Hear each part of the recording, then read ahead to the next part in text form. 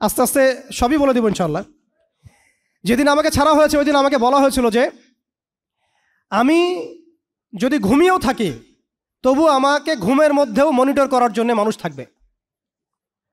রাস্তাঘাটে যাওয়া তো বহুত দূরের কথা, বয়ান দেওয়া তো বহুত দূরের কথা, মাহফিল করা তো বহুত দূরের কথা, দাওয়াতের কাজ করা বহুত দূরের কথা, মিম্বরে দাঁড়ানো বহুত দূরের কথা। তুমি আমাদের চোখের মধ্যে থাকবা যখন তুমি ঘুমের মধ্যে থাকবা। তো এটা আমরা তখন শিখেছি যে মানুষের প্রাইভেট লাইফ বলতে আর কিছু বাকি রাখে নাই তারা। আপনি ফোন নিয়ে যা করতেছেন এভরিথিং তারা মনিটর করতে পারে, এভরিথিং। কাকে মেসেজ করতেছেন, অনেক ভাই তখন আমার সাথে দেখা করতে আসলে আমরা ইগনোর করতাম তার ভালোর জন্যই, বিকজ সে বিপদে পড়বে আমার সাথে দেখা করতে আসলে। এবং আপনি যেটা বলবেন সে বলার জায়গাটা আপনাকে দেওয়া হয় নাই, রাখা হয় নাই, আপনি ট্রিগারের সামনে আছেন। তো আল্লাহ পাকের সন্তুষ্টির জন্য কথা শুনেছি, অনেক সহ্য করেছি, মেনে নিয়েছি, গালিমন্দও খেয়েছি। আর এটাকে সুন্দর করে নাটক সাজানো হয়েছিল যে পারিবারিক কলহের কারণে আত্মগোপনে চলে গেছে। তো পারিবারিক কলহের কারণে আত্মগোপনে আমার সাথে আরও 4 জন কীভাবে গেল, আমার গাড়িও বা কীভাবে গেল, আর বাংলাদেশের গোয়েন্দা সংস্থার হেডকোয়ার্টারে আমার লাস্ট লোকেশন কীভাবে পাওয়া যায়, ম্যাপ কীভাবে ট্রেস হয়, মিডিয়া দিয়ে মানুষকে খাওয়ানো। এই কথাটা বলতে কি এখানে আসছি যে শুধুমাত্র টেকনোলজিক্যাল নিয়ন্ত্রণ ওদের কাছে আছে এমন না, ইভেন মিডিয়া দিয়ে তারা দিনকে রাত বানাইছে, রাতকে দিন বানাইছে, এখনও বানাচ্ছে রাইট নাও। এখন আপনারা এই মিডিয়াদেরকে খুব মাথায় তুলতেছেন। এখন কয়দিন আগে তারা ফ্যাসিস্টের পক্ষে ছিল, আজকে মনে করছেন সে আপনার দলে চলে আসছে। তাদের কোনো ধর্ম থাকে না, মিডিয়ার কোনো ধর্ম থাকে না, যেদিকে ফ্লো সেদিকে তারা যাবে। এবং যদি দেখেন আমরা এই গুটি কয়েক মানুষ কালকে বাংলাদেশে শরিয়া কায়েম করে ফেলতে পারি ইনশাআল্লাহ তাআলা, তারা আমাদেরকে বলবে আমরা ফ্রিডম ফাইটার।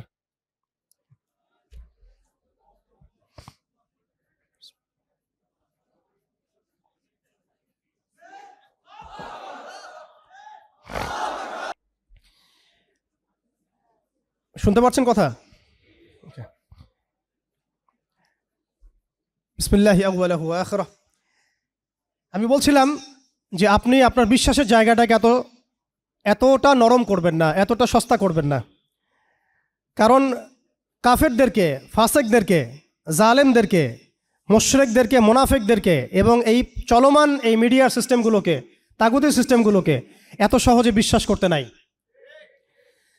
তারা দিনকে রাত বানাতে পারে, রাতকে দিন বানাতে পারে। আজকে আপনাকে জঙ্গি বলতে পারে, কালকে আপনাকে ফ্রিডম ফাইটার বলতে পারে। আজকে যদি দেখে এইসব ওয়ার্ডগুলো এই সিস্টেমের এগেনস্টে যাচ্ছে, তখন আমাদেরকে তারা ট্রেস করবে, তারা উগ্র, তারা মৌলবাদী, তারা জঙ্গিবাদী কর্মকাণ্ড করতেছে না, আউযুবিল্লাহি মিন যালিক। ঠিক আছে? কিন্তু যদি দেখা যায় কালকে তারাই আবার বিজয়ী হয়ে গেছে, তখন তাদেরকে আবার তারা হাইলাইট করবে এবং তাদের পেজগুলো, নিউজ কভারেজগুলো ভরে যাবে। অতএব মূল জায়গায় থাকেন, তাদেরকে দিয়ে কিছু যায় আসে না। ইসলামের আহলুন নিফাকদেরকে দিয়ে কিছু যায় আসে না। আমি একটা পয়েন্ট টাচ করতে গিয়ে জায়গায় এসেছি যে দেখেন আমাদের ওই উম্মার ওই গৌরবান্বিত সময়টাকে স্মরণ করেন, আমরা কোথায় ছিলাম এবং এখন কোথায় আছি। মাঝখানের এই রাস্তাটাতে ওরা আমাদেরকে কিভাবে ডমিনেট করলো, কোন কোন জায়গায় তারা আমাদেরকে মারলো। তারা কিন্তু আমাদেরকে ভাতে মারলো, অর্থনীতির মধ্যে মারলো, রাজনীতির মধ্যে মারলো, সংস্কৃতির মধ্যে মারলো, তরুণ প্রজন্মের মধ্যে মারলো। তারা আমাদেরকে কিন্তু বেপরদামি দিয়ে মারলো, পর্নোগ্রাফি দিয়ে মারলো, মিডিয়া দিয়ে মারলো, প্রযুক্তি দিয়ে মারলো। প্রযুক্তির কথাটা না বললেই না, সিস্টেম এমনভাবে তারা আপডেটেড করেছে যে একটা জায়গায় সামরিক অভিযানের প্রয়োজন নাই তাদের। এখন এআই টেকনোলজি দিয়ে তারা ঘরে বসে কিবোর্ডের ক্লিকের মধ্য দিয়ে আমাকে এখানে শ্যুট করতে পারে। এখন রাইট নাও আমরা কিছু করতে পারবো না এবং আমাদের কোনো প্রতিরক্ষা ব্যবস্থা নাই। আপনি কোথায় বসে আছেন ওইখানে আপনাকে শ্যুট করা সম্ভব। প্রযুক্তি এমন জায়গায় নিয়ে গেছে তারা। আপনি মুসলিম কান্ট্রিগুলোর অবস্থা দেখেন। আমরা বাংলার জমিনে দিন কায়েমের কথা বলছি, বাংলার জমিনের ল্যাকিংসগুলো আপনি ফাইন্ড আউট করেন। আমাদের কি আকাশ নিরাপদ, সমুদ্র কি নিরাপদ, আমাদের কি মিসাইল আছে, ক্ষেপণাস্ত্র ব্যবস্থা আছে, আকাশ প্রতিরক্ষা ব্যবস্থা আছে, আমাদের কি এরকম প্রযুক্তি আছে, আমাদের কি ইমানদার এমন মিলিটারি বাহিনী আছে কিনা। অনেক বিষয় আছে যেগুলো নিয়ে আমাদেরকে ভাবতে হবে।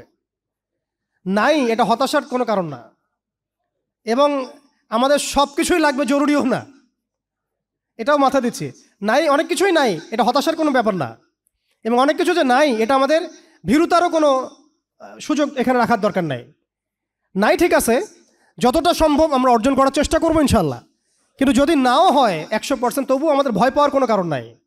কারণ আমাদের সাহায্য আসবে আল্লাহর পক্ষ থেকে, আমাদের সাহায্য আসবে আল্লাহর পক্ষ থেকে ইনশাআল্লাহ। এবং আপনারা এই আয়াতটা জানেন যে কাম মিন ফিআতিন কলিলাতিন গালাবাত ফিআতান কাসীরাতান বিইذনিল্লাহ। কত ক্ষুদ্র ক্ষুদ্র দল এই পৃথিবী থেকে চলে গেছে, যারা বড় বড় দলের উপর বিজয় লাভ করেছিল আল্লাহর সাহায্য নিয়ে। অতএব এটা আমি বলছি যাতে আমরা একটা যুগের সাথে তাল মেলাতে পারি, অন্ততপক্ষে কিছু প্রস্তুতি আমাদের থাকা তো দরকার। ব্যাপারটা তো এমন নয় যে আমরা গেলাম, জায়নামাজে দাঁড়ালাম, দোয়া করলাম, যুদ্ধে জয়লাভ করলাম। এভাবে কিন্তু যুদ্ধ জয় হয় নাই। আপনারা বদরের যুদ্ধের ইতিহাস যদি পড়েন, দেখবেন নবী সাল্লাল্লাহু আলাইহি ওয়াসাল্লাম আগের রাত্রে গিয়েছেন, বৃষ্টি হয়েছে, জায়গা দখল করা হয়েছে, আমরা কূপ দখল করেছি যাতে পানি আমাদের কাছে থাকে, সৈন্য বিন্যাস করা হয়েছে, যতটা ট্যাকটিক নেওয়ার প্রয়োজন সব আমরা নিয়েছি। তারপরে দোয়া, সুবহানাল্লাহ, দোয়া হতে হতে হতে হতে কাঁধ থেকে চাদর পড়ে যাচ্ছে। আবু বকর রাদিয়াল্লাহু আনহু এসে বলছেন যে ইয়া রাসূলুল্লাহ, যথেষ্ট হয়েছে, আপনি থামেন, আল্লাহ আপনার সাথে আছেন, আল্লাহ আপনার দোয়া ফেলবেন না ইনশাআল্লাহ। এরপরে দেখলেন 313 নিয়ে আমরা ওদেরকে হারালাম। সব কিছুর প্রয়োজন আছে। তো আমাদের অবস্থাটা এখন এমন একটা জায়গায় আছে যে ওই খিলাফা যাওয়ার পর থেকে উম্মাহ আজকে এই জায়গায় চলে আসছে। এটা একদিনে হয় নাই, 100 বছর লাগছে। এটা ভাই একদিনে হয় নাই, 100 বছর লাগছে। ওরা 100 বছর মেয়াদি প্ল্যান করেছিল, আরও বেশি প্ল্যান করেছে ওরা তো প্ল্যান করেছে পুরো প্যালেস্টাইনের এই হোলি ল্যান্ডটাই তারা দখল করবে। এটা ওদের প্ল্যান, এটা আমরা জানি। প্ল্যান এইটা ইরাকের ইউফ্রেটিস নদী থেকে একেবারে মিশরের নীল নদ পর্যন্ত ওরা দখল করতে চায়। ওরা শুধু গাজা চায় না, ওরা পুরো হোলি ল্যান্ডটাই চায়। এবং এই জায়গা থেকে তারা মসিহুদ দাজ্জালের শাসন কায়েম করতে চায়। দাজ্জাল কি আসলে? সে তো একটা ব্যক্তি হবে, কিন্তু দেখেন ওর সিস্টেম কিন্তু অলরেডি ডেভেলপ করে ফেলছে। সে কি প্রত্যেকটা জায়গায় পায়ে হেঁটে হেঁটে গিয়ে শাসন করবে? আপনাদের তাই মনে হয়? সে প্রত্যেকটা জায়গায় তার এজেন্টদেরকে বসাবে, এটাই বাস্তব। উমর রাদিয়াল্লাহু আনহু মদিনা থেকে পুরো বিশ্ব শাসন করেছেন, তিনি কি প্রত্যেকটা জায়গায় পায়ে হেঁটে হেঁটে গিয়েছেন? এটা কি পসিবল? ইসলামের প্রতিনিধি ছিল, সাহাবায়ে কেরাম বিভিন্ন জায়গায় ছিলেন তার পক্ষ থেকে। মসিহুদ দাজ্জাল অনেকটা সেম কাজ করতে পারে। দেখুন, খেয়াল করে, সে তার অনুসারীদেরকে সব জায়গায় বসিয়ে দিয়েছে, সবাই তার ভাষায় কথা বলছে। বিবিসি, CNN, তারা যে ভাষাগুলো চয়ন করে সেই ভাষায় আমাদের রিপোর্ট করা হয়। ওরা যে মিডিয়াগুলো, FBI, ওরা যে রিপোর্টগুলো প্রদান করে, ওই রিপোর্টের আলোকে আমাদের এখানে প্রশাসনিক বাহিনী কাজ করে। তারা যেভাবে ফাংশন করে সেইভাবে কাজ করা হয়। পুরো বিশ্বটা যেন একটা সিস্টেমের মধ্যে নিয়ে আসা হয়েছে। এটাই হচ্ছে একটা দাজ্জালীয় ওয়ার্ল্ড অর্ডার। এই ওয়ার্ল্ড অর্ডারটাই তারা ফাংশন করেছিল আমাদের খেলাফতটাকে অ্যাবলিশ করার পরে। এই কারণে আমাদের এখানে প্রশ্ন উঠতেছে যে উম্মার পুনর্গঠন কেন দরকার, কিভাবে সম্ভব? আগে আমাদেরকে বুঝতে হবে যে কোন জায়গায় আমরা চলে আসছি, কোন জায়গা থেকে। এখন কি আমাদের ঈর্ষা হচ্ছে না যে আমরা কোন জায়গায় ছিলাম? এখন কি আমাদের খারাপ লাগছে না যে আমরা আসলে কোন জায়গায় ছিলাম, আজকে কোন জায়গায় আছি? আমরা কি বুঝতে পারছি আমরা কোন জায়গায় আসছি? আর স্মরণ করেন সেই সময়ের কথা, যখন একটা মুসলিম যুবতীর উপর চোখ তুলে তাকানোর অধিকার কারো ছিল না, এই ক্ষমতা কারো ছিল না। চোখ তুলে ফেলতাম একেবারে আমরা। ঘরের ভিতরে যদি বাহির থেকে কেউ তাকাতো অন্যায়ভাবে, চোখ উপড়ায় ফেলতাম আমরা। একটা মুসলিম রমণীর সম্ভ্রমহানি করা হয়েছিল এই সাবকন্টিনেন্টে, এই সিন্ধুতে, মনে আছে আপনাদের? তার সম্ভ্রমের জন্যে, তার সম্ভ্রম বাঁচানোর জন্যে পুরা মুহাম্মদ বিন কাসিমের জাইশ আসছে। আপনি আমি কি চিন্তা করতে পারছি আমরা কোন জায়গায় ছিলাম? আজকে আপনি দেখলেন রেলে একটা মেয়ে যাচ্ছে ইন্ডিয়াতে, তার নিকাব খুলে ফেলা হলে কেউ কিছু করতে পারলো না। ওরা জোরে জোরে বলছে, বল বল জয় শ্রীরাম বল, তারপর ছাড়বে না, আউযুবিল্লাহি মিন যালিক।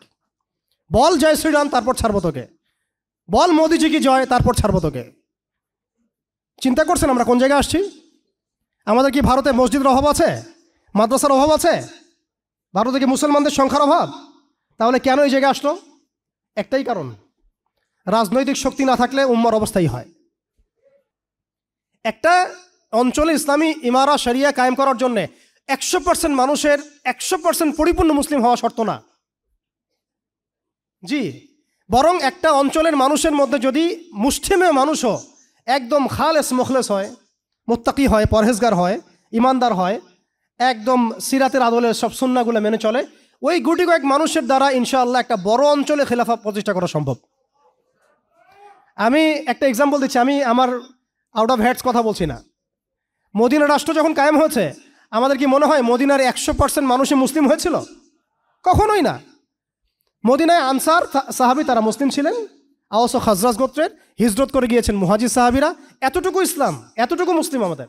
বাকি বহু অংশে মোনাফেক, আব্দুল্লাহ বিন উবাইর অনুসারী, আর বড় বড় 3টা গোত্র আছে ইহুদিদের, বনু কোরাইজার, বনু কাইনুকার, বনু নাজিরের, খায়বার ইহুদিরা আছে, পত্তলিকরা আছে, কিছু নাসারাও আছে আশেপাশে। তারপরেও সেখানে ইসলামী রাষ্ট্র কায়েম হয়েছে। এই শর্তটা যারা জুড়ে দিচ্ছেন এটা ঠিক হচ্ছে না, যে একদম 100% মানুষের ইসলাম না হওয়া পর্যন্ত আমাদের এখানে ইসলামী শরিয়া কায়েম করা যাবে না, এই কনসেপ্ট ঠিক না। বরং আপনি দেখেন, একটু খেয়াল করে দেখেন, একটা এক্সাম্পল দেই, জুলাই অভ্যুত্থান, ঠিক আছে? এই সময় মাঠে ময়দানে ছিল সব মিলায় ধরেন 20% মানুষ এই বাংলাদেশের, বাকি 80% মানুষ ঘরেই ছিল, আজও ঘরে আছে, শরিয়া কায়েম হলেও ঘরেই থাকবে।